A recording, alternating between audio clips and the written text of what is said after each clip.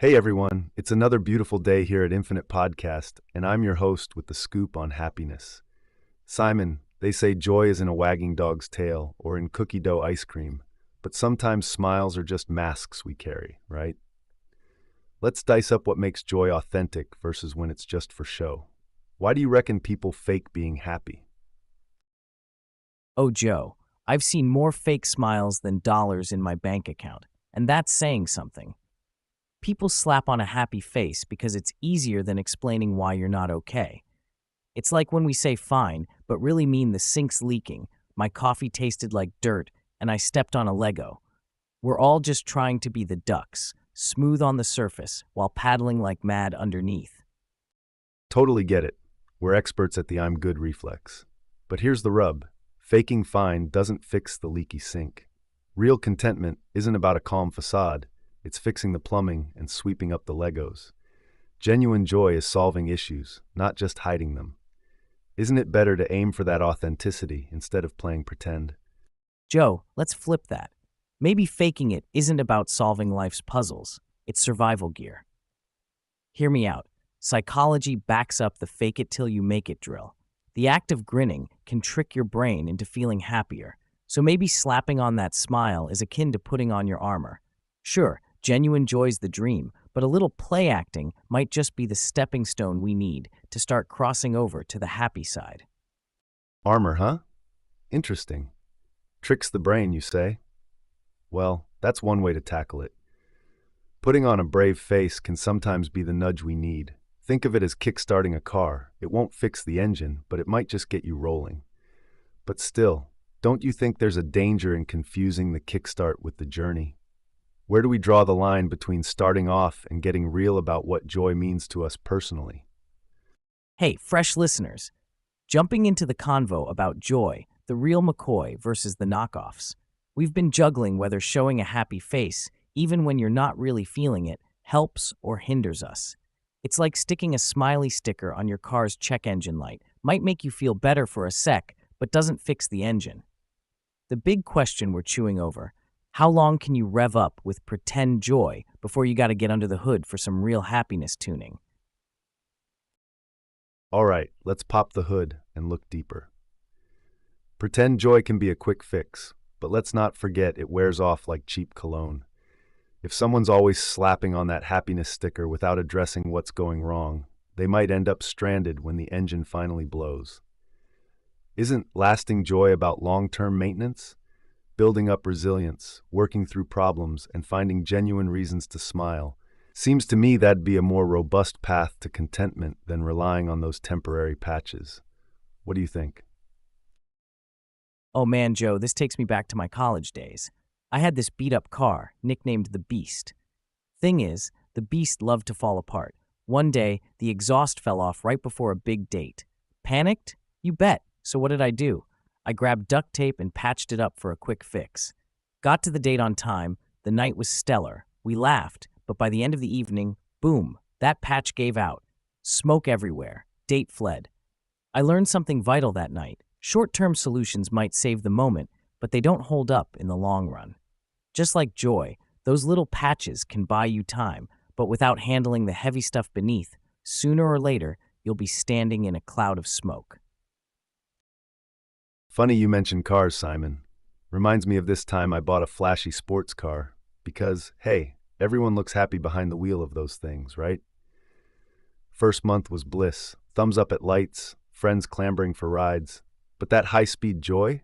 Probably more shallow than a kiddie pool. Then the novelty wore off. Sure, it felt good to turn heads, but it didn't crank up my joy odometer. The car wasn't the issue. I was chasing the wrong kind of happy. It took volunteering, connecting with people on a real level, no shiny grills or leather seats involved, to grasp what brought actual contentment. Shiny toys and big engines can dazzle, but they don't fuel the soul, not for the long haul anyway. Oh, Joe, that sports car story is classic. But you know what? Let's pop the clutch on this joyride for a sec. While volunteering's rad and can spark up some legit warm fuzzies, isn't it possible we over-romanticize the idea of authentic joy too? I mean, come on, everyone's got their own fuel mix for happiness. Maybe for some, it actually is a shiny set of wheels, at least for a pit stop or two. Not every smile needs to be museum quality genuine, right? Life's a buffet, and sometimes the cheap sushi does hit the spot. Why stress about only filling up on organic, grass-fed, free-range joy when a comic book or an ice cream sandwich can crank your mirth meter just fine for now? Sure, joy's personal. Find what revs you up. But I can't help thinking that binging on junk food joy leaves you craving something more substantial. Balance is key. Indulge in your ice cream sandwich. Just don't skip the nutritious stuff. Definitely, balance is the way to go. But let's say you've got a friend who's all about these quick happiness hits, always chasing the next shiny toy, car, or gadget. What advice would you give them to find that balance and get to the meatier joy? Tell that friend to mix it up a bit. Sure, enjoy those toys, but also make time for deeper stuff. Reflect on what stays with you, what makes the heart beat stronger after the initial thrill. Everyone's got their mix. What's yours? Hey, speaking of mixing it up between the shiny happy and the meat and potatoes joy, let's not forget about those who mastered the art of dishing out the biggest smiles while fighting their own shadows. Ever heard of smiling depression? It's not new, you know. Some historical heavyweights were juggling this without us even realizing. They were posing for paintings with stoic faces, but scribbling down their blues. Makes you wonder what was really going on behind those portraits. Huh? Absolutely. Smiling depression is a silent battle that's been around forever. Think about someone like Abraham Lincoln. Guy's celebrated for his wit, yet his letters and life stories are tinged with deep melancholy. Or take Ernest Hemingway, charismatic, Nobel Prize winner, but fought hard with his inner demons. These icons looked solid as granite statues to the world, but behind closed doors it was a whole other scene. It's an eye-opener about how history isn't just what we see at first glance. Oh, I hear you on Lincoln and Hemingway's stories of secret sorrow. Still, isn't it too easy to slap modern labels like smiling depression on historical figures? They didn't have our understanding of mental health back then. Talking about what these famous folks were scribbling down as proof of inner turmoil might be us projecting today's concepts onto the past. Maybe we're reading between lines that aren't there. Could just be their way of venting, not a cry for help from a smiling depression. What do you think? Are we trying to diagnose history with today's lens? We should be cautious, Simon. It's a bit like armchair psychology across time zones. Historical context is crucial. Mental health was understood differently, often not at all. Yet depression in its various forms has always been around, and often under different names or expressions. Lincoln suffered melancholia. Churchill had his black dog. Thanks to their recorded experiences, we can infer, but it's tricky territory when we slap modern terms on them without considering the context of their times. Plus, venting through writing? Absolutely valid. Perhaps their form of therapy before the word even existed. Joe, you hit the nail on the head about not misreading the past. These figures weren't in a world that even recognized mental health. Despite that, some like Lincoln talking about melancholia or Churchill's black dog, they were laying it bare in terms anyone could understand, even without our modern labels. Maybe without intending, they were trailblazing an understanding of mental struggles that folks would recognize much later. See, their diaries and letters are like a bridge connecting their time to ours, shedding light on how the mind's ups and downs have been a human thing forever, no matter what it's called. Absolutely, they did serve as inadvertent pioneers.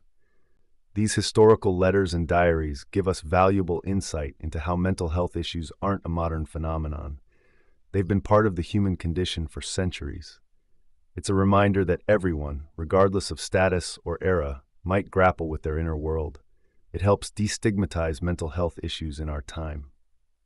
Recognizing this isn't just about validation. It actually allows us to open up more conversations on support and understanding, using history as the common ground. You're spot on, Joe.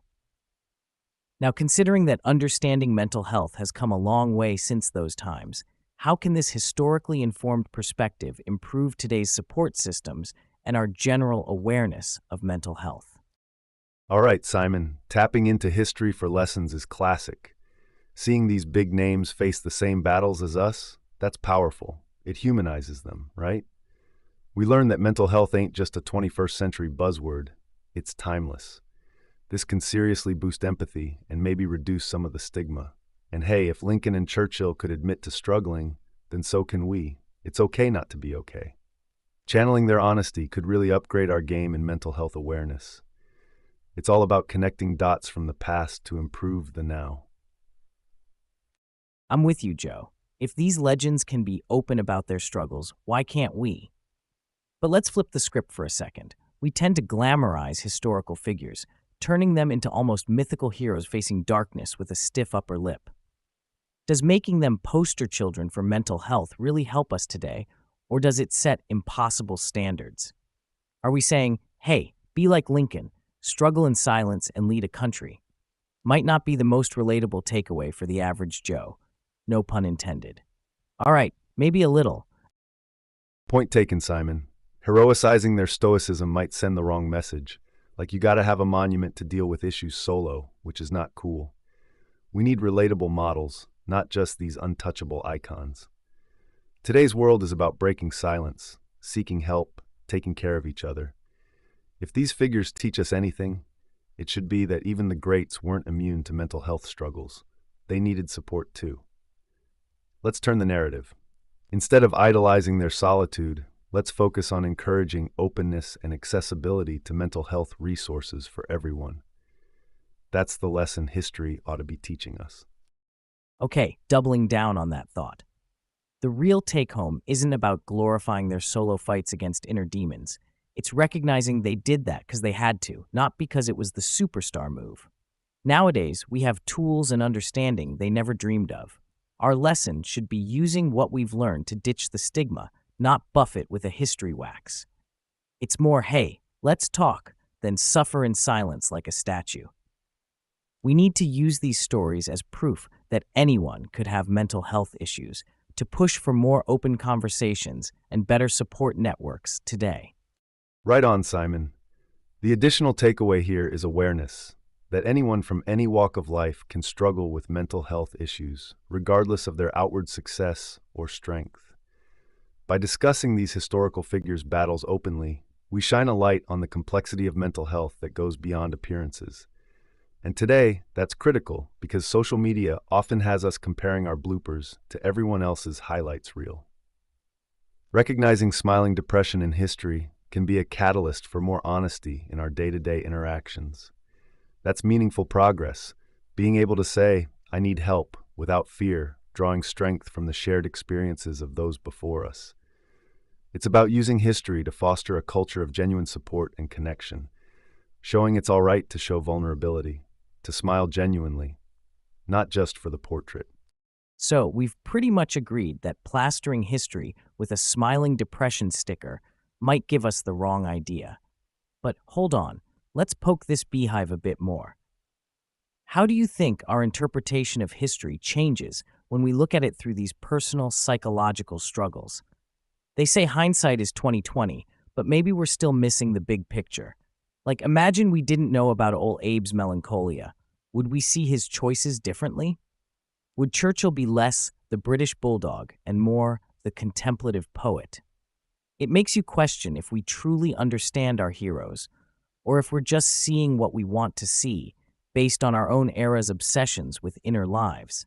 Maybe there's a middle ground in interpreting historical mental health without making it Hollywood edited for modern times. I think our reading of history always evolves, Simon. Knowing about Abe's melancholia or Churchill's black dog adds depth to our understanding of their actions and decisions. It's a reminder that these figures weren't just monuments of history. They were flesh and blood individuals with complex inner lives. We definitely interpret their legacies with every scrap of personal information we uncover, which can either humanize them or mythicize them further. Keeping a balanced view is key. So yeah, there's room for way more nuanced conversations on how we handle the psychological dimensions of historical figures without over-dramatizing. What's your take on digging deeper into this? Oh, so talking about laughing at the wrong moment, I've got a tale for you. I once chuckled during a serious meeting because my brain decided to replay a joke from the night before. Talk about bad timing. But here's the kicker. It made me wonder, are we sometimes so uncomfortable with silence or tension that our brains just hit the panic button labeled inappropriate laughter? Simon, that's the brain's sneakiest trick. Inappropriate laughter can be like a pressure valve. It's our subconscious trying to diffuse tension or shield us from feelings we'd rather dodge. But get this, it's not always about comfort. Sometimes our noodles are just wired to react in ways that don't fit the script, sort of a mental hiccup. When deep down we're stressed or anxious, a laugh breaks out, almost like laughing gas escaping at the wrong time. It's not malice, it's misfiring emotions looking for an escape hatch. Ever find yourself giggling at a funeral? Right, that's your brain playing defense. Joe, you're definitely onto something with that mental hiccup idea. So when we're talking about laughing at a funeral, are you saying it's like a reflex to all the stress piling on, something that just bursts out without an invite? Sure, you can say that laughing at a funeral might be an emotional reflex. But here's the flip side. Sometimes it's not about stress or a subconscious defense. It could just be a fond memory surfacing. Laughter in the midst of sorrow can be a celebration of the person's life, their jokes, their happy moments. It's not always about us looking for an out. It can be a spontaneous tribute, a way to keep the essence of who they were alive. So really, this giddy glitch can have more than one angle. It might actually be something deeply appropriate in its own way. You know, that's incredibly touching when you put it like that. It's like even in our grief, there's a part of us that just can't help but remember the good times. And sometimes those are so powerful, laughter is the only way to let them out, even if it seems odd to everyone else. That kind of glitch doesn't feel like a glitch at all. It feels right, honoring someone with the very thing they gave us, laughter and joy. Absolutely, but let's not paint too rosy a picture. Remember, sometimes laughter isn't so pure. It's masking pain, awkwardness, or even denial. Picture this. You're at that same funeral, cracking up, not because of a sweet memory, but because facing the raw emotion feels like staring into the sun. Sure, it honors them when it's genuine, but we also gotta watch for those times when laughter might be a reflex to look okay, to seem strong for others, pulling the wool over our own eyes about how we really feel. It's a tightrope walk, knowing when laughter is healing and when it's just a band-aid on a bullet wound. Man, laughter can be like that one-size-fits-all t-shirt at family reunions. It says it'll fit Uncle Jim, but we all know it's going to look more like a crop top on him. We laugh because nothing says I'm coping well like turning your uncle into a budget magician with a disappearing shirt trick, right? Simon, that visual is too good. Magic, Uncle Jim. But seriously, isn't it true that sometimes the things we laugh about are actually signaling where we're at emotionally? Like, if we catch ourselves chuckling at something odd, should that be a moment of self-reflection to ask, hey, what's really going on with me right now? Oh, for sure. It's like our laughs are the tip of the iceberg, and underneath is this massive stuff we're not dealing with. Psychologists tell us that laughter can be a coping mechanism to handle stress or avoid dealing with painful emotions. It's sort of built into our software as humans. There's even a whole branch of study, gelotology, that looks at the effects of laughter on the body and mind. And dig this. Sometimes what we laugh at can change based on cultural cues or personal experiences, shifting what sets off those giggles. It's like when someone trips in a cartoon. Some folks laugh, others wince, all based on their own backstories. So yeah, spotting when you're genuinely amused versus when you're just using chuckles as duct tape, that requires some real talk with the person in the mirror. Here's a thought. Maybe we've got it all backward with laughter being just a patch-up job. What if those misplaced laughs are sometimes exactly what we need? There's substance in the saying, laughter is the best medicine. Research shows it boosts stress-busting hormones, right? So while sure, there's this rabbit hole where humorous reflexes cover up issues, maybe, just maybe, sometimes they're actually part of the healing process. Let's not forget context matters. A spontaneous laugh at a tense board meeting and a snicker at slapstick comedy come from different places. But each chuckle lends to the kaleidoscope of how we respond to life's curveballs. A blend of coping, culture, personality, and yeah, maybe a dash of denial mixed in too. Let's rethink blanket judgments on these giddy glitches, because who hasn't found relief in an unexpected burst of laughter? Joe, it's crazy how one little laugh can carry a ton of different meanings. The why behind our giggles could fill whole bookshelves and still leave room for mystery. It makes you wonder what other everyday reactions we might be reading all wrong or right. You know, Simon, all this talk about laughter and why we do it, how we're understanding emotions, it's pretty wild.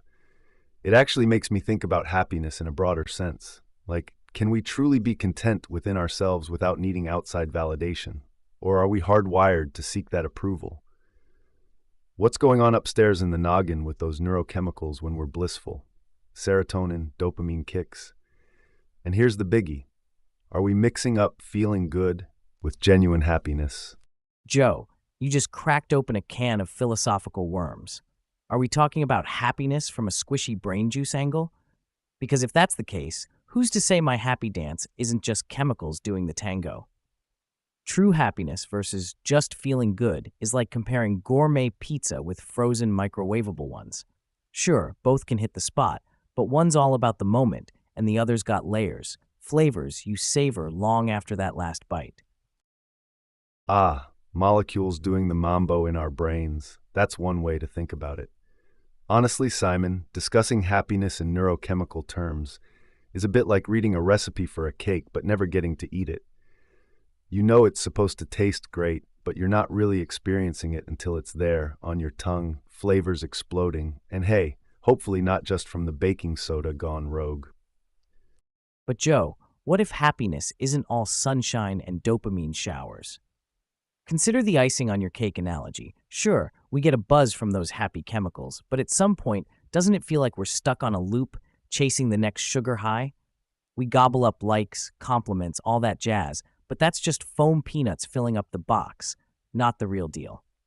The science says we've got serotonin and oxytocin doing the tango in our skulls. Sure, but maybe true joy is more about throwing out the recipe altogether and baking a new kind of cake, one where contentment doesn't hinge on applause or retweets. You've hit a nerve, Simon. Sure, we're popping serotonin like nature's candy, but is that the whole story? Social media and compliments are temporary sugar hits. We need them, crave them, but then what? Satisfaction plummets once the high fades. Are we junkies for external validation? Now, if you ask me, true happiness, the gourmet sort, isn't just a storm of happy hormones. It's not spoon-fed by likes or claps. It's your own bake, unique recipe and all. Achievement, self-acceptance, that stuff doesn't beg for an audience. Look deeper, beyond those fleeting dopamine spikes. Isn't there a spot where contentment breathes free, unleashed from the social circus? Picture it, joy without receipts. Worth considering when you think about cooking up lasting bliss, rather than settling for the fast food version of happy. Absolutely, Joe. Like you bake a signature cake that doesn't even need frosting. Real happiness could be about mastering your own mix of ingredients, purpose, growth, connections that matter. It's not as flashy as the frosting of outside praise, but it's yours, through and through. Here's the rub. Those neurochemicals? They're signposts, not destinations. They shimmer on the surface like sprinkles on our metaphorical cake, while the profound stuff is baked in. Self-reliance, inner peace. Sure, serotonin might give a temporary ticket to cloud nine, but for lasting contentment? You gotta dig deeper than brain buzz, cultivate self-awareness, gratitude, all without live streaming it for likes. That's the sort of serenity that sustains, long after the party's over and everyone's gone home. That's deep. You're really into something, man. Real happiness isn't just a dopamine hit. It's finding something inside that's rock solid. They don't teach that. There's no manual. It's your journey, figuring out what gets you fired up, living a life true to yourself, not just shadowboxing expectations or crowdsourcing your self-worth. That's the real deal, going off script from the social hype and finding your groove in the quiet corners where likes can't reach. You build that foundation and man, you're untouchable. So, Joe, how do you see the balance between enjoying those quick pleasure spikes and building that deep, untouchable happiness for yourself? Is there a way to have your cake and eat it too? Or do we really need to choose one over the other? Balance, Simon? That's the million-dollar question. These quick pleasure spikes are part of being human. We can't just cold turkey on feeling good. But let's not kid ourselves. Those little dopamine doses are often a veneer over emptiness. It's like fast food, instant gratification, sure, but it's no replacement for a balanced diet. Now, having your cake and eating it too, I say it's a myth. You get sugary satisfaction or long-term fulfillment. You mix them up, you water down both. Am I saying turn your back on every quick win? Of course not. Enjoy the sprinkles, but know they fade fast. The real task? Bake that substance cake Simon mentioned with purpose and personal growth, and realize that those likes are just icing, sweet but not substantial. They will never define the whole cake. Therein lies the blend. It's choosing what actually fills you up and keeps you full. That's what we're after. Man, you ever notice how chasing happiness is kind of like a raccoon going after a trash bag? You're all hyped up sniffing around thinking this is it, the jackpot. Then half the time it's just leftover tuna cans in a diaper. But every now and then you hit that leftover birthday cake at the bottom of the can. Boom, raccoon bliss. Now if that ain't life, I don't know what is. You crack me up with the raccoon bit, but there's truth in it. The pursuit itself can lead to a cycle of false alarms.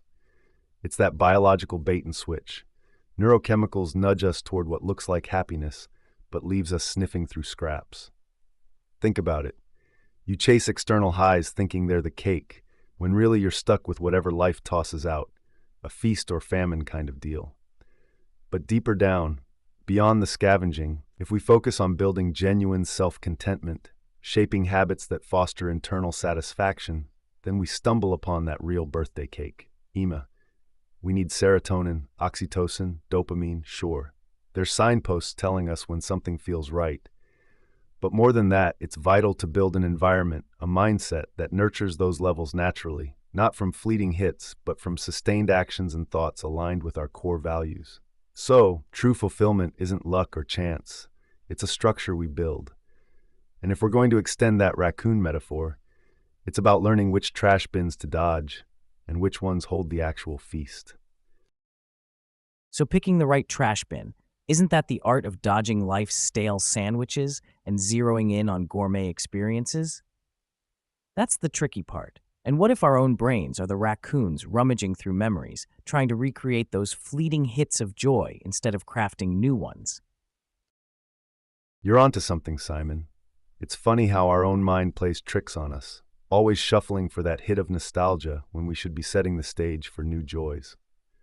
Speaking of joy, you know what's a real Kickstarter for happiness? Laughter. No joke, people have found genuine healing in chuckling, guffawing, or having a good belly laugh. Docs these days are even nudging people towards laughter as a kind of medicine. What's your take on prescribing a dose of giggles alongside traditional meds? Joe, the very idea of a doctor scribbling, watch a stand-up comedy next to blood pressure meds. Is there anything cooler? Laughter's like this magical reset button. Sure, you can't laugh off a broken leg or chuckle away the flu, but when it comes to kickstarting joy and easing the mind, it's gold. Getting a case of the giggles boosts all sorts of good stuff in your body. Endorphins, circulation, muscle relaxation. Stress hormones take a dive. Immune cells get a pep talk. Sharing a laugh might even glue relationships tighter. When you're howling with laughter, it's tough to be anxious or blue. So prescribing laughs? I'm on board. Pass me the sitcoms and silly cat videos, please. Sure, the benefits are there. We can't ignore the science. Laughter kicks the feel-good factory into overdrive. But let's take the brakes off the hype train for a second and look under the hood. Prescribing laughter is great, Simon, if you're in the mood for it. But imagine being down in the dumps and someone tells you to just laugh it off. That's like handing someone who's starving a picture of food. The real trick is integrating humor so it doesn't feel like another pill to swallow, something that gels with your life rather than standing out like a sore thumb. It's got to be authentic, not forced. Otherwise, you're not healing. You're putting a Band-Aid on a bullet wound. So yeah, bring on the laughs, but let's make sure it's the right dose at the right time. Absolutely, Joe. There's nothing worse than someone telling you to cheer up when you're feeling like the world's got it in for you. It's like, hey, your house is on fire, but check out this hilarious video of a dog skateboarding. That ain't gonna cut it. The thing with laughter is it has to come from a place that feels real for you. It's gotta bubble up naturally. If you force it when you're not feeling it, it's hollow, more grating than great. Laughter as medicine is genius, but only when you're ready. Otherwise, it's just noise. Definitely, Simon. It's about the authenticity of the moment. So if the timing has to be right for laughter to bring its healing power, how do people find or create those genuine laugh-ready moments in their midst of pain or stress? How do they switch from forced grins to true belly laughs? Honestly, Joe, it ain't something you just summon like a genie from a bottle. You've got to set the stage for it. Hang out with people who light up your laugh bulbs, watch stuff that tickles your funny bone. It's about creating an environment where laughter is a guest that wants to show up.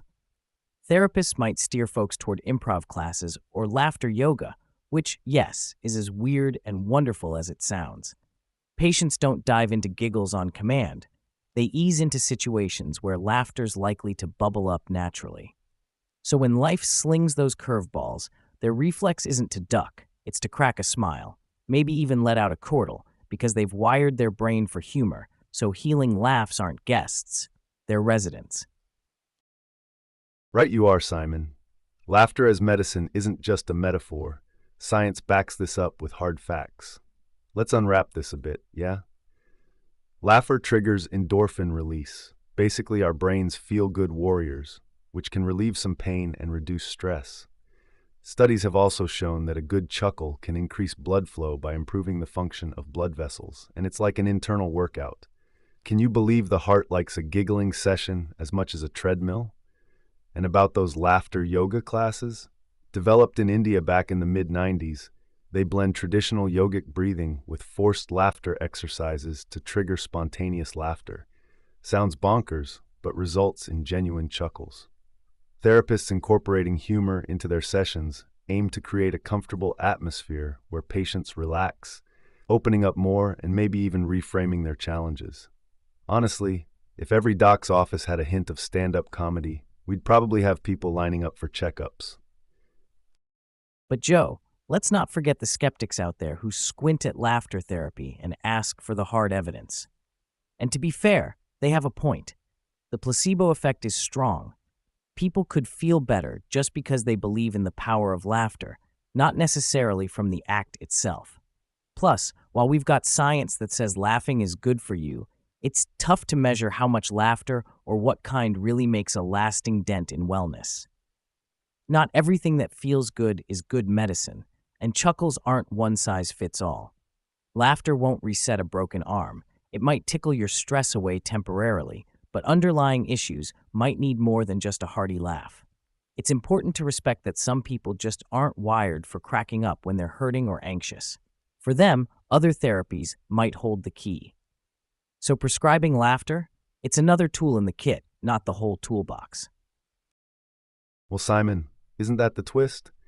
Imagine walking into an ER and hearing, the patient needs 50 cc's of Charlie Chaplin, stat! Now that's a punchline I'd love to see played out. Joe, that's comedy gold. But let's get real here. Someone walks into the ER, broken bones and all. Last thing they want is a Marx Brothers marathon. Could you imagine the chaos? Docs trading in stethoscopes for whoopee cushions? But okay, say we're not talking broken bones, just life's bumps and bruises. You've got to ask, how does someone prescribe laughter without it feeling like another chore? It's 8 p.m. Did you take your daily dose of cat memes yet? It sounds absurd because it is. Laughter should be like those surprise finds in your pocket, a crumpled dollar, an old movie ticket from a great night. Can't force those moments. They've got to come naturally. That's something medicine can't bottle up. If it could, pharmas would be selling 6 packs of giggles at every corner store. You're right, Simon. While the idea of prescribed laughter as a task is comical, the real magic of laughter lies in its spontaneity. We can't bottle it, sell it, or even schedule it. What we can do is create spaces and moments where laughter is more likely to surface. naturally, unexpectedly, like those pocket surprises you mentioned. Makes me wonder what other everyday experiences could have hidden healing powers just waiting to be tapped into. You're spot on, Joe. Laughter's that surprise guest who can't RSVP. And speaking of invites, therapists sometimes play party host, nudging humor through the door in their sessions. Ever so carefully, though. They're like comedy ninjas. They use wit to build rapport and let clients test drive a new perspective, chuckling at their troubles from a safe distance. Isn't it wild how dropping a well-timed joke can deflate tension like nothing else? Yet if the timing's off, it can backfire harder than a clown car engine. I've heard of cases where humor thawed the frostiest sessions, turned them around completely. But then there's the flip side, where it kind of falls flat, leaving clients colder than an Eskimo's lunchbox. It's a fine line to walk, for sure. Absolutely, Simon. The comedic approach in therapy isn't just about a laugh here and there. It's strategic. Therapists often use humor to help clients distance themselves from their problems, gaining a fresh, maybe even absurdly funny perspective. Let's say they use self-deprecation, not too sharp, just enough for relatability. A client might think, hey, if my therapist can laugh about their quirks, maybe I'm not such an oddball for having mine. Or consider reframing, turning a disaster into a sitcom episode, showing clients how to rewrite their own narratives, sometimes with a punchline. Of course, one wrong joke, and you're no longer the savvy comedy ninja. You're the guy who brought a whoopee cushion to a funeral. Humor in therapy is powerful, but it's like a scalpel. Used skillfully, it heals. Used recklessly, well, that's when things get messy. Joe, while humor can be an ace up a therapist's sleeve, let's not gloss over when it flops. Picture this. A client shares something deeply personal and gets hit with what's meant to be a lighthearted quip. Instead of laughter, there's a chill in the room. You can almost watch trust evaporate like mist on a sunny day. Not everyone rides the comedy wave the same way. Humor is super subjective. What cracks you up might have someone else scratching their head, or worse, feeling misunderstood. And if that happens, good luck rebuilding that bridge. Then there's the humor mismatch. Let's say your therapist's more dad jokes, and you're all about that dark humor. That session could quickly turn into an awkward tango. Humor needs consent, timing, and the right context, or it's less belly laugh and more poke in the eye. It's dicey, but get it right, and it's like finding treasure in the attic. Just gotta make sure the attic isn't booby-trapped, you know? But you've got to admit, Simon, when humor hits just right in therapy, it's like a cheat code for the brain. You're feeling good before you even know what happened. Oh, Joe, for sure.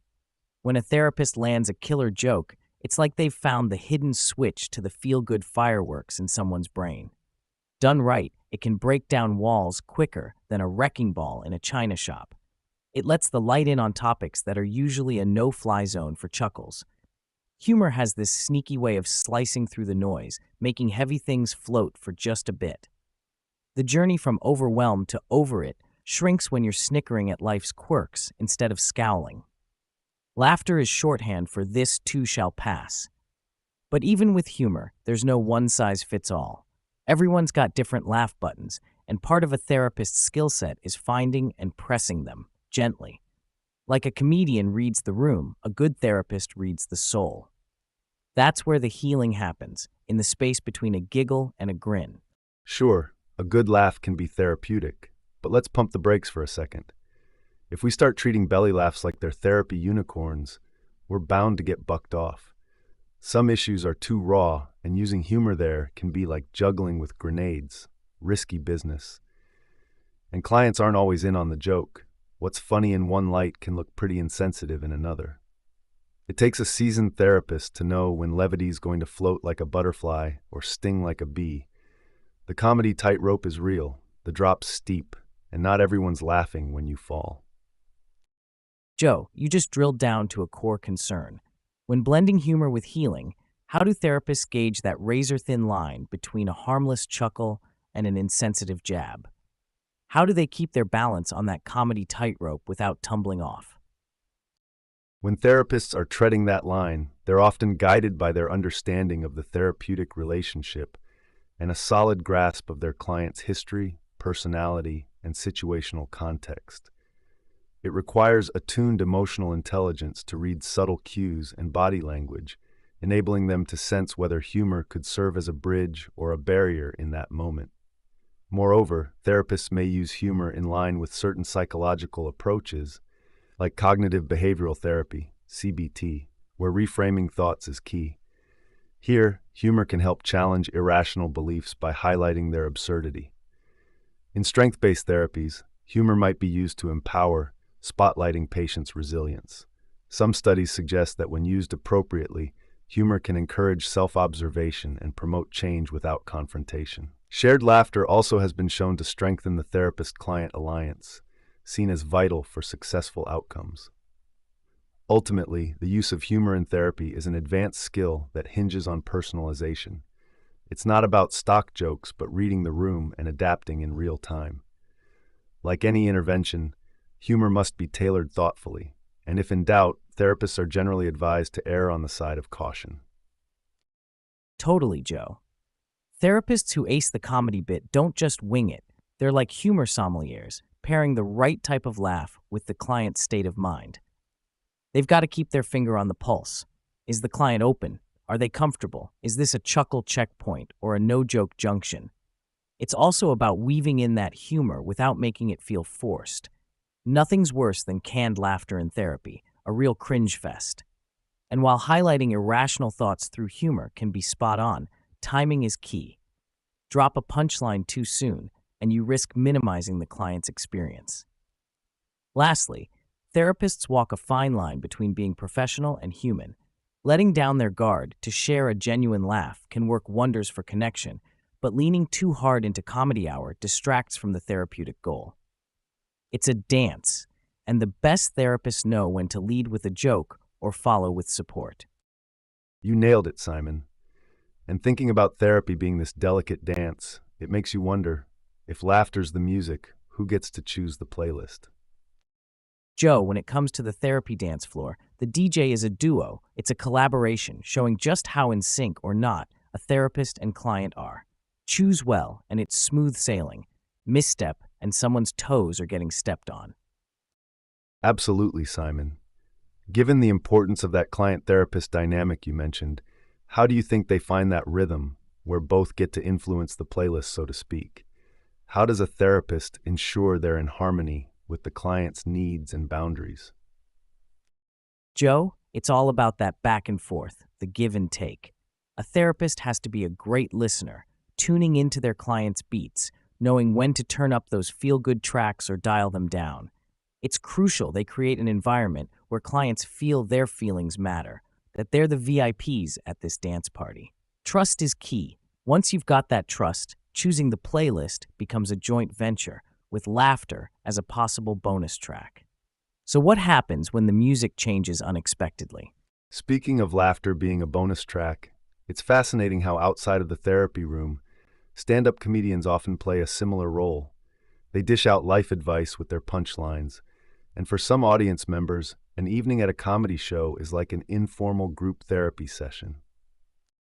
Joe, hold on a second. While the idea of comedians as informal therapists is a catchy one, let's not confuse punchlines with professional help. Sure, they serve up life truths between chuckles, but let's pump the brakes. It's a performance, not a session. Real therapy dives deep, tailored to the individual, often tackling stuff that's no laughing matter. Comedians cast wide nets. It's relatable content, not personalized care. Plus, laughing at problems is one thing, solving them is another. Comedy can be cathartic, absolutely, but therapeutic?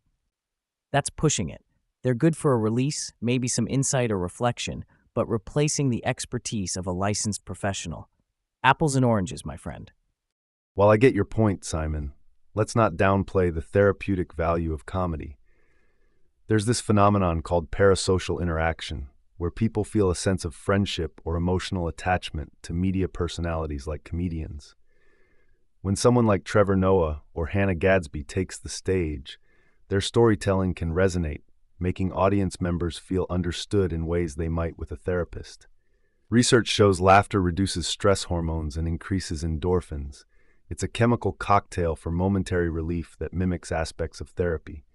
And although comics aren't therapists, obviously, they often tackle taboos, shine light in dark corners, and normalize mental health struggles in accessible ways.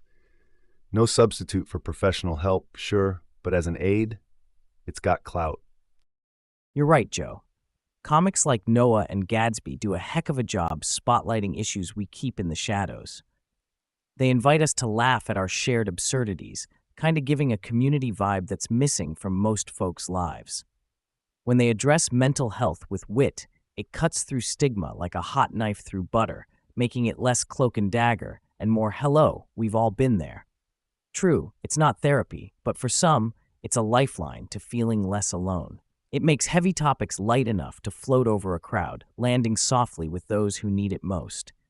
Laughter is communal, and in that shared space, healing happens, a little like group therapy without the name tags and Kleenex. Yeah, Simon, that's the power of comedy. It connects us. Think about it. We sit in a dark room full of strangers. A comedian cracks a joke about their crazy family or anxiety, and suddenly we're all nodding and laughing together. It's like group therapy with a 2-drink minimum.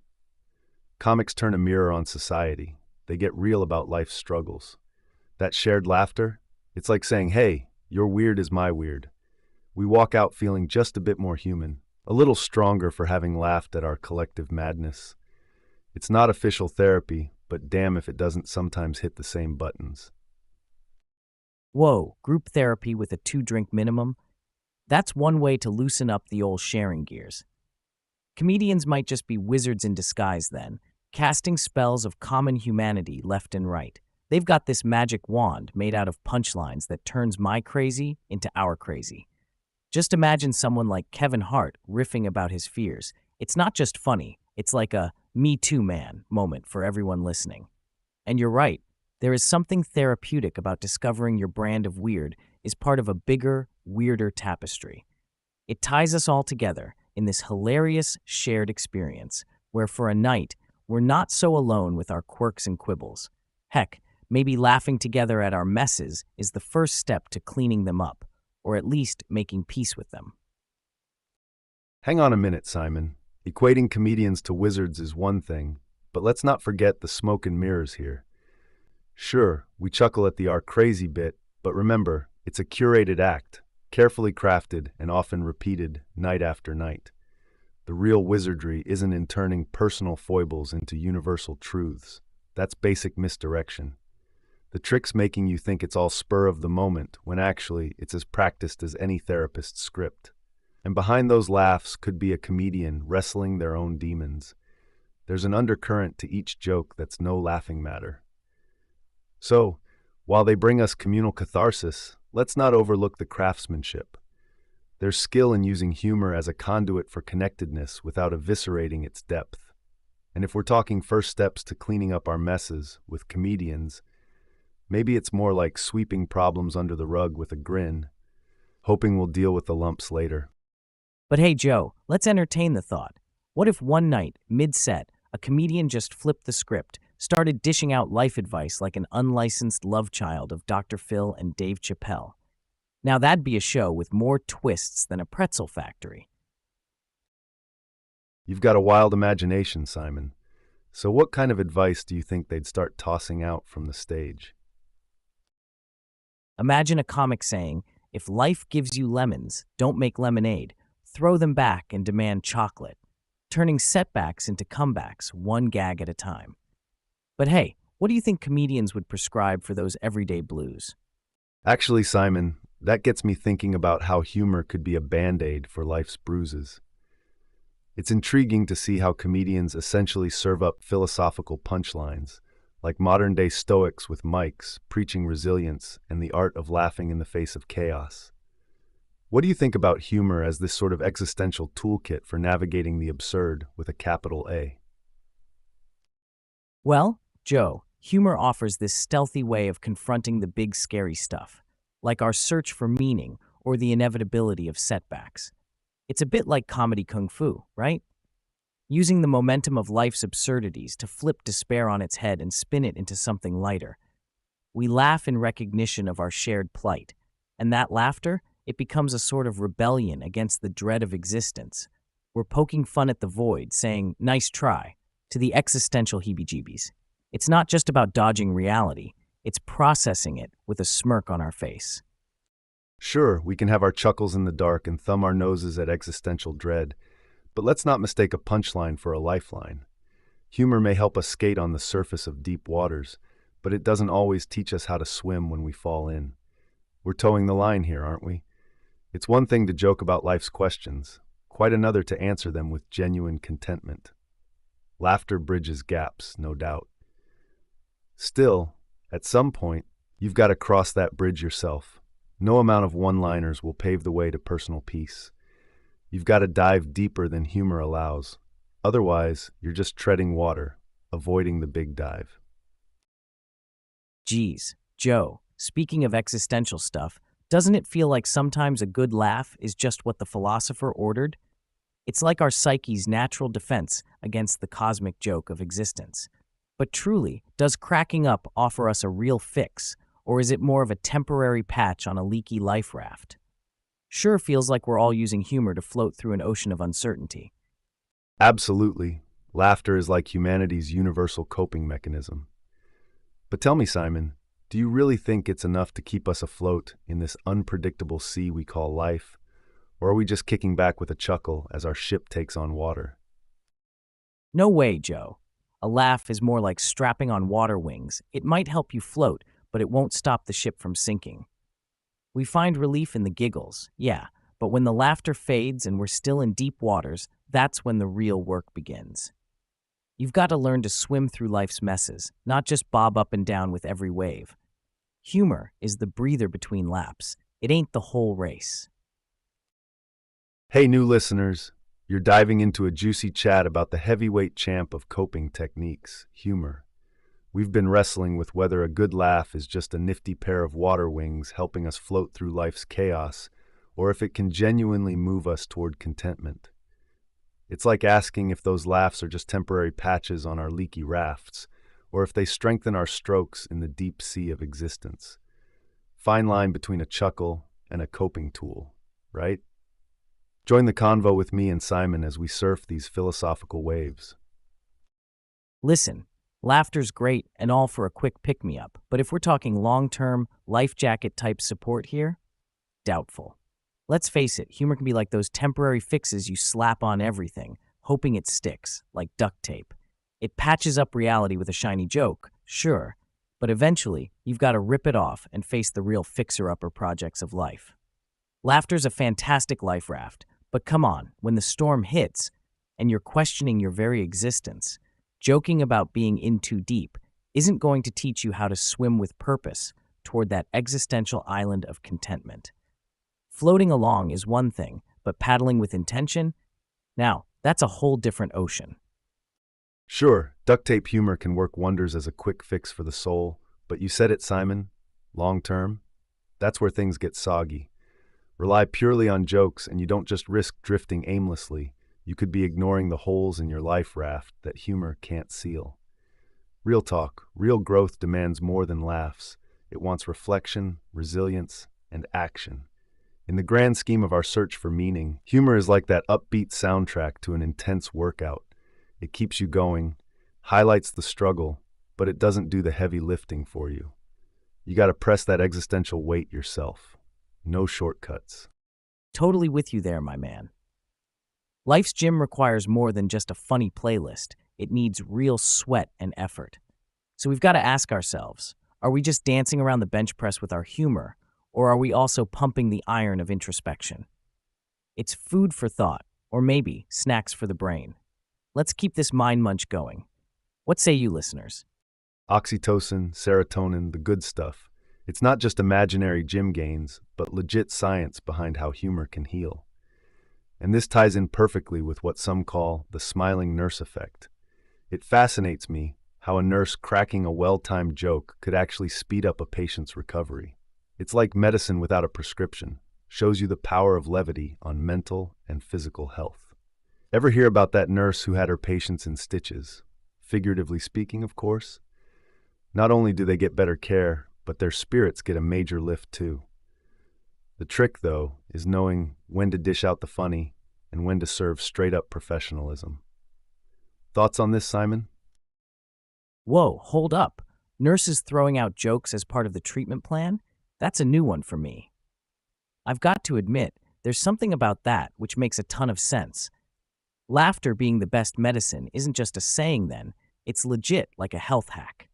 But hey, you've got to read the room. You can't be dropping punchlines in a silent ward. It's a balancing act, right? Keep it professional, but don't miss a chance to lighten the mood and maybe heal more than just the physical side of folks. Spot on about reading the room, but let's pump the brakes. Healing isn't a one-size-fits-all comedy special. A nurse's well-placed joke can be the spoonful of sugar you need, yet there's a hairline fracture between humorous and humiliating for a patient. And if we're not careful, that fracture becomes a full break.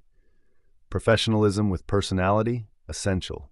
But if you cross that line into inappropriate, you risk turning their recovery ward into a recovery awkward. It takes a true comedic surgeon to operate with humor without causing an emotional code blue. Code blue, more like code haha. But yeah, that cuts it close. You've hit a nerve there, my friend. Being funny shouldn't be about getting laughs at any cost, especially not in the ward. But aren't we overlooking something? Trust. You've got to earn the right to bring humor into such intimate spaces as hospital rooms. If a nurse can balance that high wire act, blending empathy with comedy, now that's skill. They're not just checking vitals, they're checking emotional pulses too. Humor can turn those white walls of sterility into warm blankets of comfort, if, and it's a big if, used responsibly. Any lighter, and you might just float away on a balloon of misplaced gags. The trust angle hits home, no joke. It's personal because it reminds me of Nan, witty as they come, even in her hospital bed. I remember her nurse, humor and heart in perfect sync, gave Nan and us a sense of normalcy amid the monitors and meds. She didn't just check Nan's pulse, she synchronized with her heartbeat. That's not merely skill, it's a gift, the art of infusing humanity back into a sterile environment. When used right, that kind of empathetic humor doesn't just patch up spirits temporarily, it weaves hope into the recovery process. And hope's got serious staying power, way beyond any visiting hours. You know, this takes me back to when my buddy Tom was in the hospital. Broken leg, the works. He's lying there, all banged up, and in walks this nurse. Let's call her Sandy. She had a smile that lit up the room like a Christmas tree. So she's doing her rounds, checking on Tom, and suddenly points at his cast and goes, "Guess you won't be winning any dance-offs this week, huh?" Tom, who's a terrible dancer, by the way, couldn't even do the Macarena, right if his life depended on it, just chuckles, nods, and says, "Well, I've got an excuse now." That little exchange, man, it changed the energy of the whole room. Instead of groaning about his leg, Tom's making plans for a cast-off party. Sandy, with that one wisecrack, she didn't just do her job. She reminded us laughter's still allowed, even thanked for, amidst pain and beeping machines. It sticks with me, you know? That laughter, that lightness, it's part of healing too. Haha, Sandy sounds like a legend. A nurse who can toss out a joke like that and turn a hospital room into a comedy club, that takes talent. Your buddy Tom was lucky to have her around, a real MVP in scrubs. It's stories like these that prove the smiling nurse effect is no myth. It's these moments that inject a dose of normal life into the sterile rhythm of a hospital stay. Nurses like Sandy aren't just healing bodies, they're mending spirits with humor as their tool of choice. Now that's what you call medicine beyond the prescription pad. Absolutely. But hang on, let's not get carried away, crowning every Joker in Scrubs a hero. It's fab when it works out like with Tom. But listen, humor is a scalpel, not a blunt instrument. For every Sandy making miracles with mirth, there might be a nurse who misses the mark and turns chuckles into cringes. You gotta consider how fragile someone can be in a hospital bed. Not everyone's gonna laugh at their predicament. Sometimes they just need a hand to hold, not a stand-up routine. The real MVPs know it ain't about performing, it's about connecting on the patient's terms. I'm with you there. The thought of someone trying to laugh off their pain and it falling flat, that actually hits a sensitive note. As someone who loves a good laugh, it's uncomfortable imagining humor being a swing and a miss in a place where emotions are already running high. It's a stark reminder of the vulnerability of patients and the delicate job healthcare professionals have. They need to be comedians, caregivers, cheerleaders, all while juggling the toughness of life and death. It doesn't just make me thoughtful. It makes me grateful for those who get it right and compassionate for those who are still finding their balance. Right on target, Joe. When you're laid up in a hospital bed feeling like the spare part in a car garage, a misplaced joke can feel like adding salt to the engine. It hurts, but when it's done right, that humor's like oil, making everything run smoother. They say timing is everything, right? It's not just about the punchline, it's knowing when to deliver it. A good nurse reads the room like a book, knows when to flip the page to humor and when to keep things serious. It takes emotional intelligence to use laughter as a tool without turning a patient's pain into the punchline. We're talking real life here, not a sitcom. It's why those who strike that perfect balance are worth their weight in gold, or, better yet, in smiles. Absolutely, timing is the unsung hero of hospital humor. Whether your laughter is the oil or the gold in someone's day depends on that emotional intel you mentioned. A nurse with that knack, they're like a comic with a medical degree, priceless. In the end, though, every patient is their own world, and each one needs navigating differently. That's the smiling nurse effect. Simple in concept, complex in practice. So Simon, considering all the nuances, what other angles could there be to this phenomenon? It's really like walking a tightrope, you know? But let's shift our lens a bit. How about we dive into something that's stirring up the medical pot? I'm talking laughter prescriptions.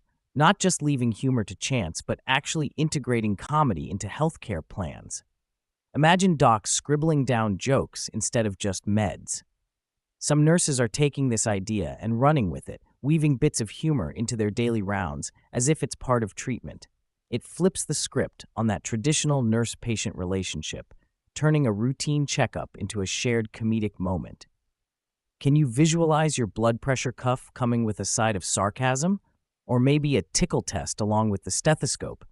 And hey, the science backs it up too. Laughter gets those endorphins pumping, helps patients relax.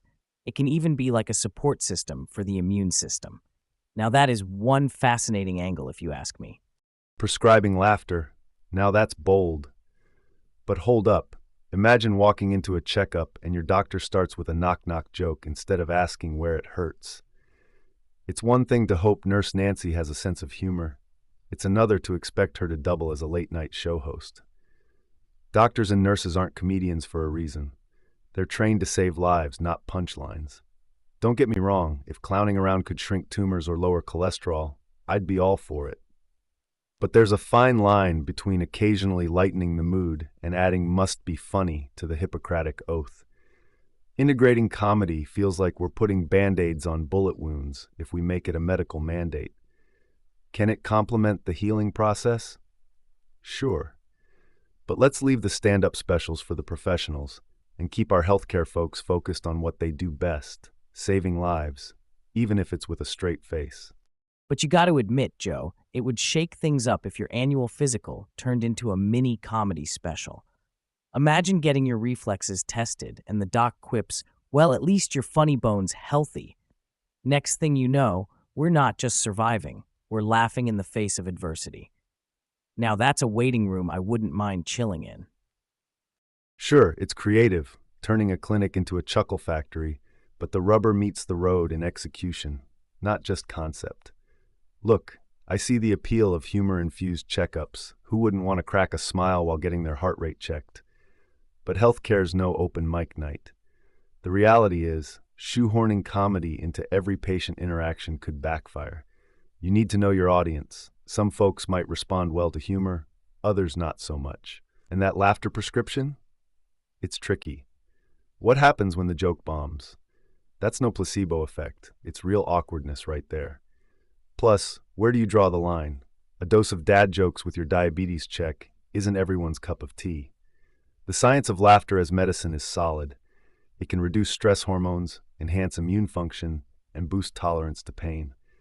But let's remember, these benefits come naturally when laughter arises genuinely, not because it's prescribed, Keep it organic, I say. If the moment's ripe for levity, great. If not, that's okay too. Let's not forget these pros are here to provide care, first and foremost. Think of it this way. The hospital's not bringing in clowns. It's just sneaking a whoopee cushion into the ward. I get where you're coming from, and honestly, the thought does crack me up.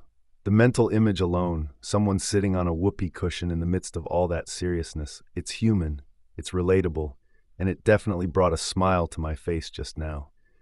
Injecting unexpected laughter into an environment like that, it can be powerful. It's a reminder that under the gowns and behind the machines, we're all just people who can benefit from a good laugh. So yeah, sneaking in some light-hearted moments, that could really lift spirits when they need it most. It's touching, really, thinking about the difference that kind of warmth can make for someone going through tough times. But let's slam on the brakes for a second, shall we? Imagine you're dealing with the stress of a health scare, and someone hands you a joke instead of reassurance.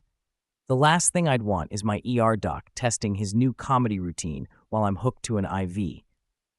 Laughter's great when it happens naturally, but forcing it through prescriptions seems like putting a square peg in a round hole. Medicine is serious business. Side-splitting can't replace science. We've got to draw the line somewhere. And what about people who just don't have a funny bone? Yes, humor has its place as a complementary approach, like sprinkles on a donut, not the whole meal. Let's be real. We need our healthcare experts focusing on their job, not moonlighting at the laugh factory. Keep the chuckles organic, not mandatory. That's my take anyway. I hear you loud and clear, Simon. Facts first. Humor isn't a one-size-fits-all remedy. According to numerous studies, like those from the American Journal of Medical Sciences and others, while laughter can boost immune response, lower stress hormones, and increase pain tolerance, its effects are subjective. The complexity of social context, personal taste, and timing means that laughter's benefits aren't guaranteed. Moreover, it's critical to remember healthcare settings are filled with people in varying states of vulnerability. A research study published in BMJ underscored that serious heart conditions require careful handling. One misplaced gag could elevate stress rather than alleviate it. Think about patients with laugh syncope, a rare condition documented in medical literature where laughing can lead to fainting. As for laughter prescriptions, we're venturing into an area needing more than just anecdotal evidence. The effectiveness and appropriateness have to be thoroughly vetted in peer-reviewed contexts to ensure they serve a therapeutic purpose and don't undermine patient confidence in their care. The bottom line, integrating comedy must be done thoughtfully, respecting individual differences, and preferably personalized. Healthcare should use humor as an adjunctive therapy, perhaps informed by professionals like therapeutic clowns, who specialize in this area and understand the nuances involved. It's definitely an area ripe for more research and careful consideration. Sure, the science says a laugh a day keeps the doctor away, but let's not forget, when someone misreads your not in the mood face as an I need a knock-knock joke face, awkward city, we gotta tread carefully or risk turning hospitals into a cringe fest. You know, it's the chaos of emergency rooms that often breeds the best dark humor. It's a coping mechanism, a pressure valve. And let's be honest, if you can't find laughter in a guy wheeled in wearing a unicorn onesie while protesting he's perfectly fine, what can you laugh at? Nurses have seen it all, and sometimes the only thing between an ER shift and total burnout is a good belly laugh at the absurdity of life. No kidding, Joe. Reminds me of this one time, I kid you not. I was in the ER for a soccer injury. Nothing serious, just needed to get my ankle checked. Anyway, there I am waiting, and in rolls this dude on a stretcher, full Elvis Presley getup, wig, shades, the works, presumably after some party mishap still crooning Heartbreak Hotel. The sight alone had everyone chuckling, but it was when a nurse humorously joined in with a backup, thank you very much, that the tension cracked. There's something about those bizarre moments breaking up the intensity of an emergency room, that temporary escape. It's proof that even amidst chaos, laughter has the power to turn a crowded ER into an impromptu comedy club, just momentarily before reality hits back. Sure, that Elvis impersonator lightened up the ER, but imagine if every patient and nurse turned their trauma into a stand-up bit. It's like walking a tightrope over a canyon of sensitivity. One slip, and it's no laughing matter. Stress relief matters in high-pressure environments. No debate there. But let's not forget the balancing act nurses have to do between cracking a smile and keeping it professional. One person's giggle might be another's groan. All right, so funny stories in triage could be an endless loop of you had to be there moments. They make for great inside jokes, but could fall flat without context. Emergency healthcare is already a whirlwind without turning it into open mic night. Let's face it, we want our medics focused on fixing us up, not working on their punchline timing. You've hit the nail on the head, Joe. It really does make you stop and think, doesn't it? I mean, one wrong joke could be like stepping on a landmine. And for the nurses who are just trying to get by, holding on to their humanity in a job that can feel like a war zone every day, that's rough. It's easy to say, oh, laugh it off. But when you're stitching up wounds or consoling a worried parent, where do you draw that line? The last thing anyone needs is to offend or belittle someone's misery. Those ER stories are definitely best when they stay in-house among staff. It takes a certain kind of shared experience to appreciate those oddball tales fully. There's a real weight to the reality that these heroes live with, turning to laughter not because they take their work lightly, but because sometimes, if they don't laugh, they might just cry. And how about the flip side, where a patient's unintentional humor is what keeps the medics grounded? Like when someone comes in with something stuck on their head, scared but also accidentally comic relief for a staff that's seen too much. Sometimes life writes its own punchline. Man, you ever seen someone stroll into the ER with a toilet seat around their neck? I mean, talk about being stuck in a crappy situation, and the doctors are trying to be all serious, but you just know inside they're thinking, this is one heck of a way to get your daily dose of iron. Gives a new meaning to the term potty training, for sure. Absolutely. Those moments of absurdity, like a patient with a toilet seat necklace, are much needed comic relief.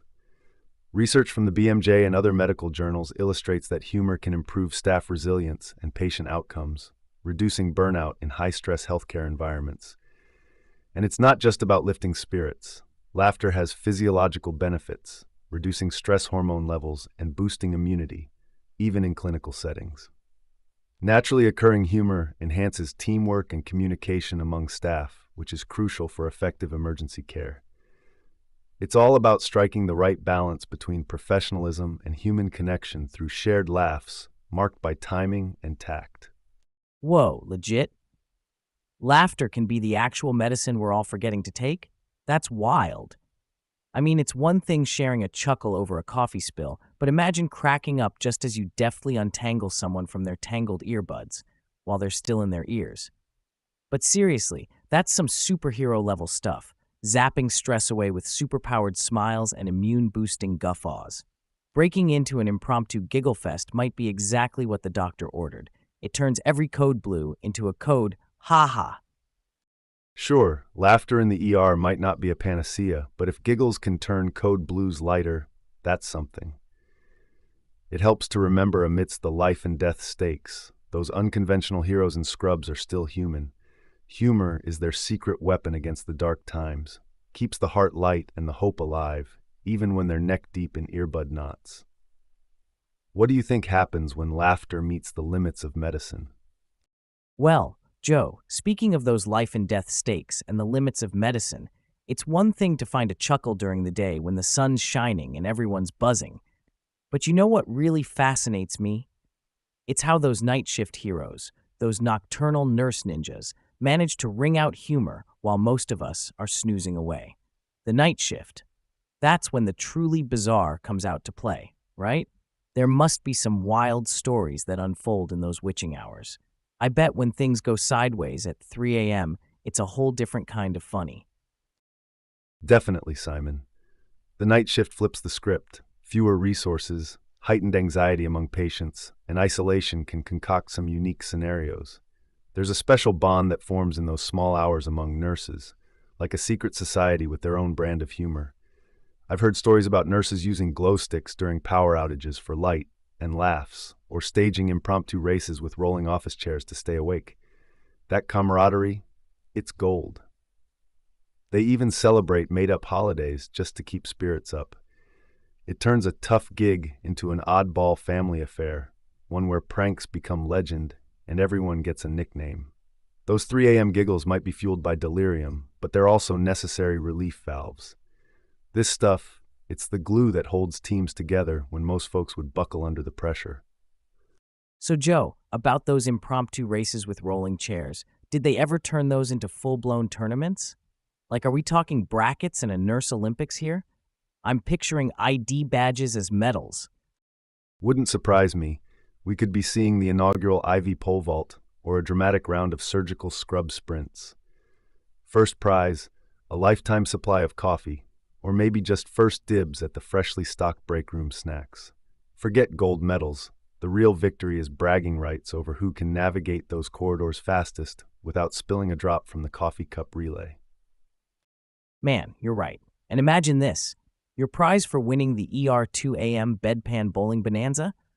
A family pack of extra strong mints, because let's face it, after that shift, everybody's breath is a code red emergency. Though we joke about makeshift Olympics, the core of night shift antics is finding small joys that break up monotony. It's camaraderie built through shared surreal moments, like a Technicolor sunrise after hours in artificial light. The real prize isn't mints or snack dibs, it's memories that keep them going, like sneaking holiday decorations into places patients least expect, or whispered inside jokes that would make zero sense by daylight. Night shift humor is often subtler, nudges and winks to keep each other alert and sane through patient snores and buzzing fluorescent lights. These micro moments are nods to the human spirit's endurance. It's essential stuff, far beyond any daytime baseline. You've got a point, Joe. The small joys matter. But come on, subtler humor? Give me a break. There's nothing subtle about a nurse sporting Halloween scrubs in January or a doc with Christmas lights on his stethoscope. Night shift humor is like a secret sauce, bold and in your face, because anything less won't jolt you awake. It's not just about nudges and winks, it's full-on belly laughs born out of delirious 4 a.m. decisions. This isn't tiptoeing through tulips, it's tripping over them while wearing elf shoes, just for kicks. It has to be more than micro moments. It's that over-the-top, what the heck was that comedy that becomes the stuff of legends, keeping spirits high when energy dips low. You know, Simon, your take really hits home. Day in, day out, night shift teams are unsung heroes in a world running on empty. It's not just about staying awake. That humor is their lifeline. It's raw and real. When I imagine those worn-out shoes shuffling through halls at 4 a.m., cracking jokes that cut through the quiet, it gets me right here. I feel this deep appreciation for their ability to laugh in the face of exhaustion. It isn't subtle, you're spot on, and perhaps that's precisely what's needed to punch through the night's weight. They show us humor doesn't just soothe, it also empowers and unites. Hey Joe, speaking of raw and real, I once met a night shift nurse who told me when the staff's energy levels hit rock bottom around 4 a.m., they'd have what they called the making bed races. Picture it. 2 teams, head-to-head, hospital corners flying, sheets stretching. It's this chaotic ballet with linens. Winner got the last good pillow in the supply closet. Life on the edge, man. That's classic. The making bed races. Now there's a challenge blending skill with comedy.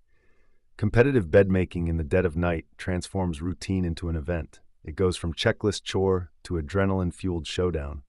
And scoring the last good pillow? That's like winning the sleeper's golden ticket. These playful contests infuse life into bleary-eyed routines, reinforcing team bonds forged at odd hours. It's a genius move. Morale gets a boost, tasks get done quicker, and everyone walks away with a story, or, if you're lucky, that coveted plush pillow. It turns a task most folks would snooze through into a spirited bout against slumber itself. Come on, Joe. Think about it. A pillow as top prize? That's too easy. These night shift warriors deserve something better. How about the winner gets to control the music playlist for their next shift? Because nothing says, I crushed you in the making bed races, like forcing your defeated foes to listen to your victory soundtrack all night long. It's the spoils of war, night shift style. Music playlist as the trophy? Now you're talking, Simon. Total control over the sound waves in a place where every beep and buzz is the norm. That's real power. It switches up the whole scene. A good playlist can turn a long night into a private disco or a chill lounge, amps everyone's mood, and might even spark an impromptu dance-off by the nurse's station. Music hits different at 3 a.m. It's not just background noise, it's a soundtrack to their heroics. A victory tune after the bed-making triumph? That's asserting dominance with a beat drop. Plus, there's nothing quite like watching your colleague chart to the rhythm of your winning song. Joe, I love that vision of a 3 a.m. ward turned dance floor with every beat drop. Do you think there's one genre that reigns supreme during those late hours, or does the playlist change based on the night's vibe? Oh, it's gotta be a constant mix-up, man. Nobody wants to be stuck with just one genre on repeat, especially in high-stress environments. I'd say the playlist is as varied as the cases that roll through the ER doors. Some nights call for classic rock anthems, others for chill lo-fi beats. It's all about riding the wave of the shift. Some heavy metal might jolt you alert at midnight, but by 4 a.m., when everyone's dragging, you're going to want some of those smooth jazz vibes to keep things mellow and grooving along. It's like a DJ reading the room, except the room's full of scrubs, stethoscopes, and sleep-deprived heroes saving lives to the soundtrack of the night. Man, imagine if you roll up to a night shift ER, and instead of doctors, it's just Theo Vaughn standing there with a mullet cap and a stethoscope, telling everyone, don't worry, y'all, I'm not qualified, but I can cure what ails you with some good vibes and country wisdom. And every diagnosis starts with, back in my hometown. Now, that's one way to keep the night interesting. Ha, Theo Vaughn with a stethoscope would be a sight, but I'll have to push back on that prescription, Simon. Good vibes are great, but let's leave the actual medicine to the pros, right? However, you're onto something. Having someone around who could lighten the mood like that, now that's priceless. Picture this. It's not about the diagnosis, it's about those moments in between. The shared laughter after Theo tries to use country wisdom on a defibrillator. Spoiler, he can't. Or when patients get a dose of his stand-up instead of just standard care. That kind of humor, raw and uninhibited, woven into the fabric of the night shift, that's where magic happens. Keeping spirits high isn't just good for laughs. It's a survival strategy when the sun's down and stakes are high. For sure, the mix of heroics with humor is what makes the night shift its own beast. And hey, if Theo's bits can get you through a code blue with a smile, more power to him. You think those night shift crews might have even more wild tales up their scrubs? You know, it's funny we mentioned Theo in the ER because laughter has been slicing through the tension even in the highest stress spots like the OR for ages. There's got to be more wild stories where this came from. And that actually ties into something I was reading about recently, how humor has historically played a role in the surgery room itself. Turns out, those under-the-knife chuckles have deep roots and real psychological backing. So dive into that a bit more for us, Joe. What's the scoop on why surgeons actually crack jokes mid-incision? Is it like a tension release valve, or what are we talking here? Whoa, cracking jokes in the middle of surgery? That sounds nuts, but it actually makes sense. Imagine the pressure when every move could be life or death.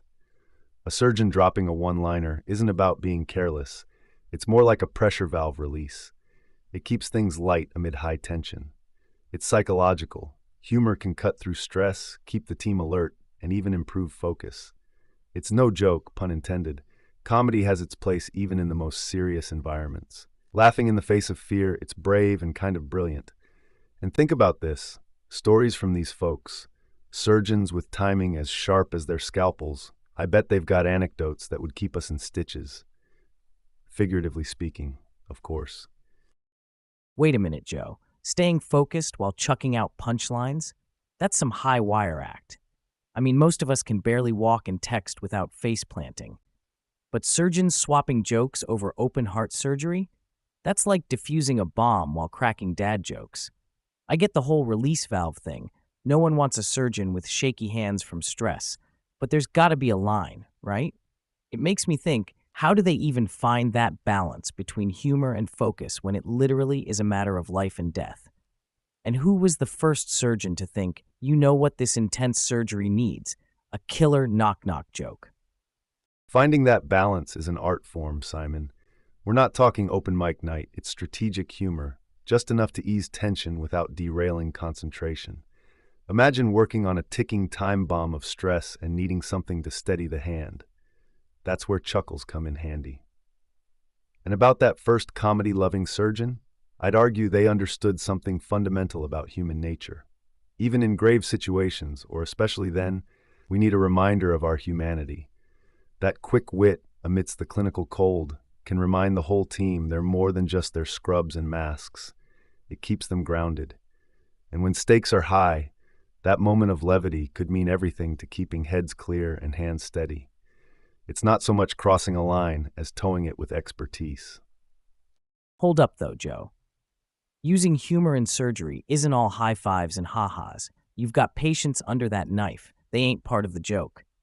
Even if they can't hear it, there's a respect factor there, right? Plus, imagine you're the patient's family waiting outside, worried sick. If you peeked in and saw your surgeon with a stand-up routine going, how would you feel? Then there's the science stuff. Studies show humor affects people differently. What makes one nurse crack up could throw another off their game. Risks of miscommunication increase too. Laughter's great, but not if it risks someone's heart literally on the line. I guess the trick is knowing your OR audience just as much as reading the room at a comedy club. Funny you should mention reading the room. Reminds me of this time back when I shadowed an ER doc for a podcast episode. There was this one nurse, kind of a legend, known for her wit sharper than the scalpels. She'd toss out zingers during sutures like it was nothing. This one late shift, tension was thicker than fog, and in comes a guy with a chainsaw injury, right? Serious business. Everyone's on edge, especially the new guy on rotation. So, mid-procedure, the tireless nurse tosses out, "This'll be easier to stitch up than my jeans after Thanksgiving." The room paused, then everyone just burst out laughing, and I mean everyone, new kid included. Even our stoic lead surgeon cracked a grin before diving back into the task, steadier and more focused than ever. It was like that laugh recalibrated them all. It wasn't about disrespect or carelessness.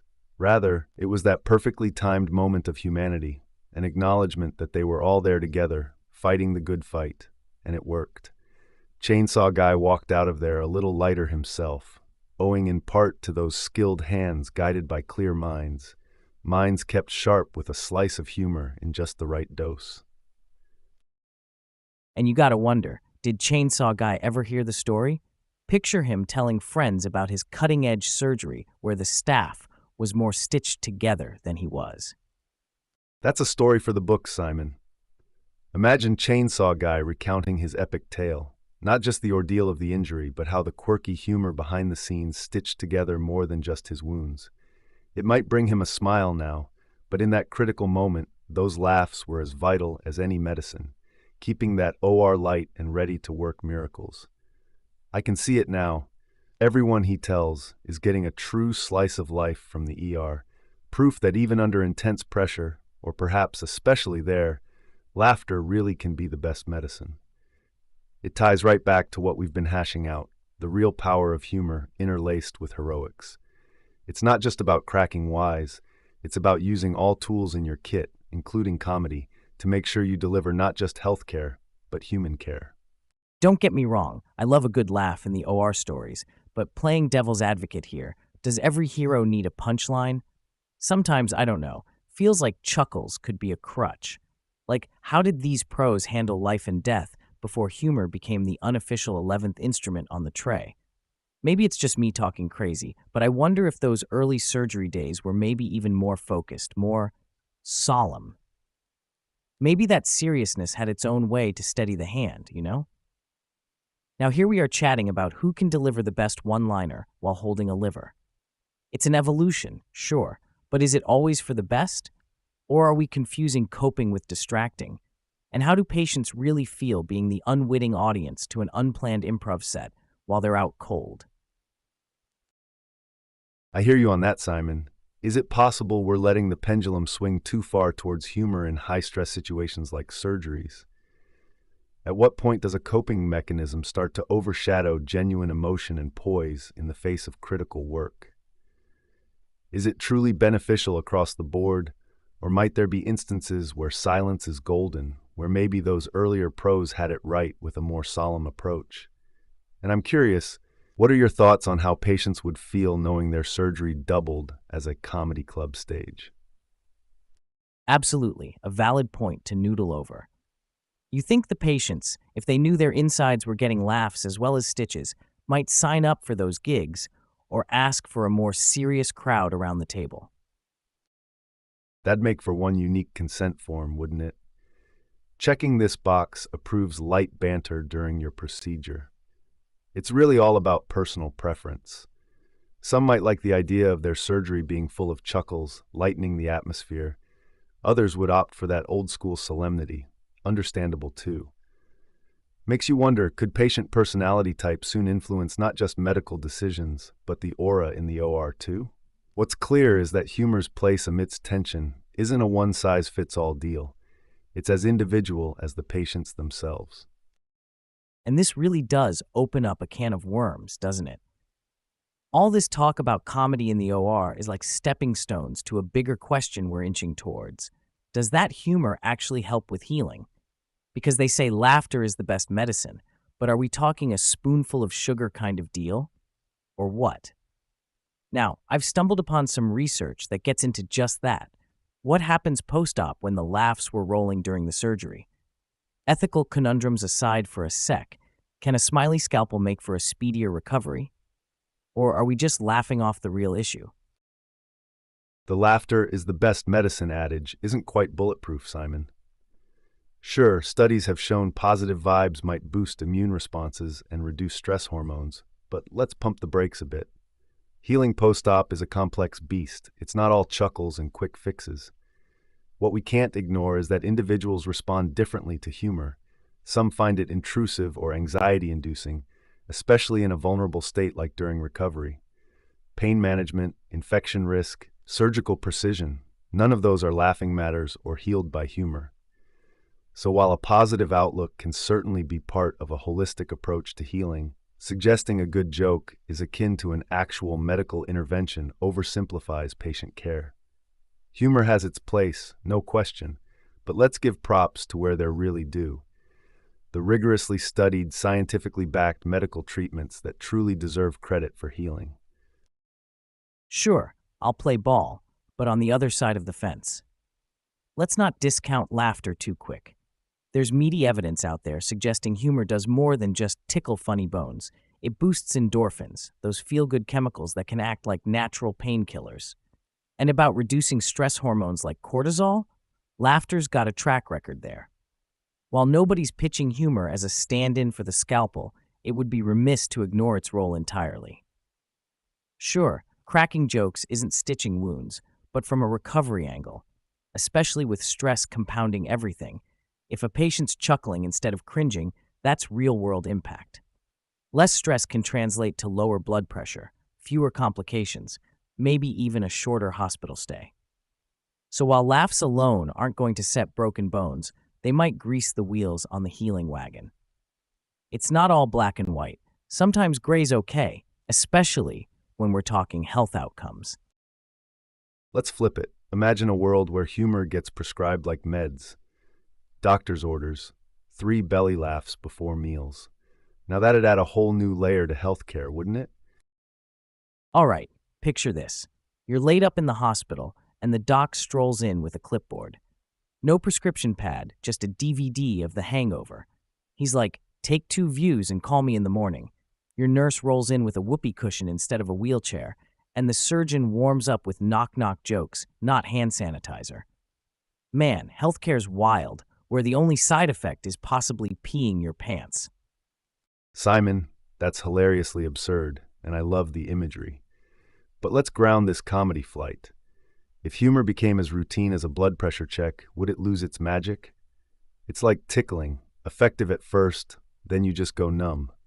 Take the surgeon cracking jokes. They're not performing at an open mic, they're performing surgery. And for the recovering patient watching The Hangover, instead of actually resting, laughter-induced hernias don't sound too far-fetched. Humor can be potent, like a spice, not the main course. Overdo it and you've spoiled the dish. People don't want a clown with a scalpel, even if it's covered by insurance. Humor helps healing. Maybe it does lighten the load, but let the science do the heavy lifting. Hey, before we sign off, gotta give a mega shout out to all you cool cats for lending us your ears. You're the real MVPs of this gig. Just know when that clock hits 5 p.m. Eastern tomorrow, we better be gracing those ear holes of yours again. Capish? Catch you on the flip side.